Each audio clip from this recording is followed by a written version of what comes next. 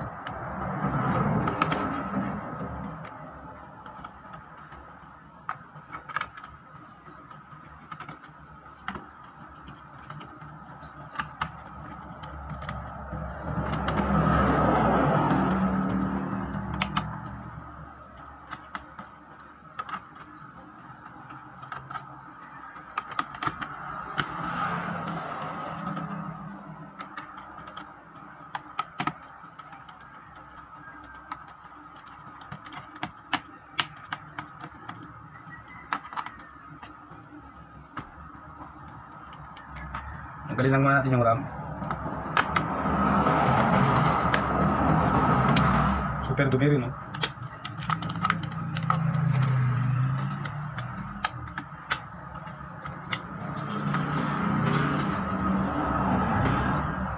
Ikutin natin.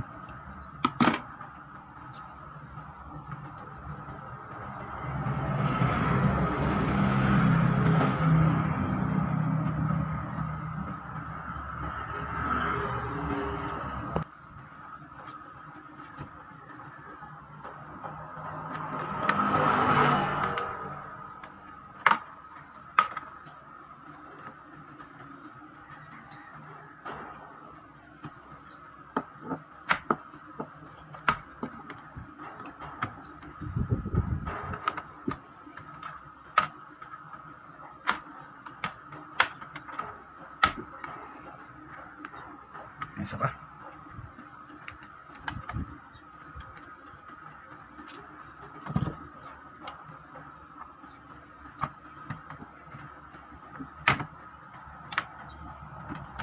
Uy, super dumi. Okay. Dumi oh. Tanggalin lang muna natin si battery. Ito yung unang gagawin natin. Tanggal battery. Basta ang mahalaga ma-disconnect.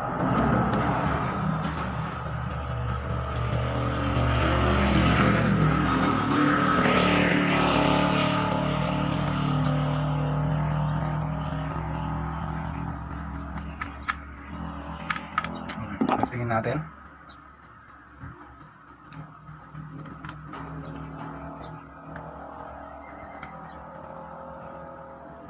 Lagyan natin sa LCD.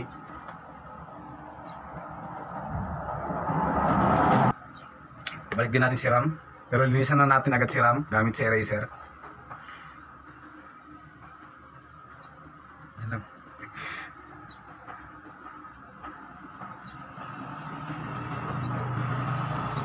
Balik sa RAM slot. Damay na natin. Para damay-damay na lahat. Brush lang ang banat natin dyan. Then, testingin natin i-plug in without the battery.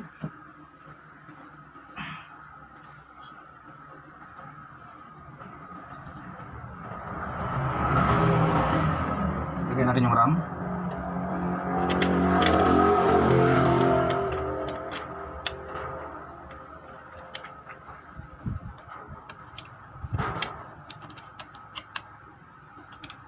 Tignan natin kung diretso lang din yung ikot ng kanyang fan. Plug in. Turning on.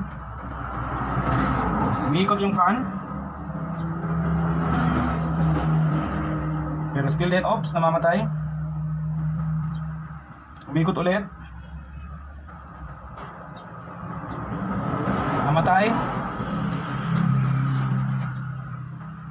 Umiikot ulit.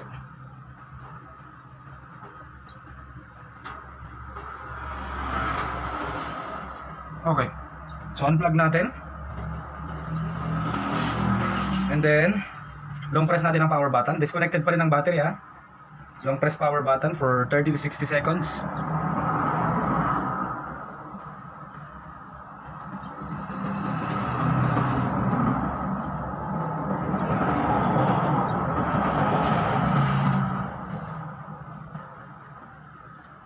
Hintayin lang natin. Okay. Ngayon test natin siya ulit. Hindi naman sa LCD yan. Kasi wala eh. Namamatay yung computer. On off siya. Turning on. Umikot ang fan. Still no display.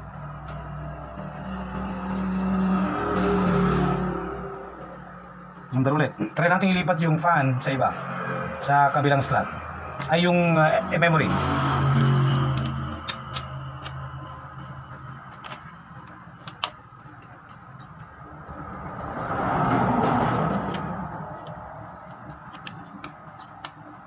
Okay. Test natin ulit.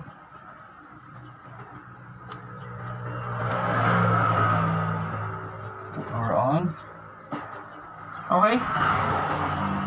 Yun! Nahihirapan pa tayo. Saram lang pala. Ay nako. Alright.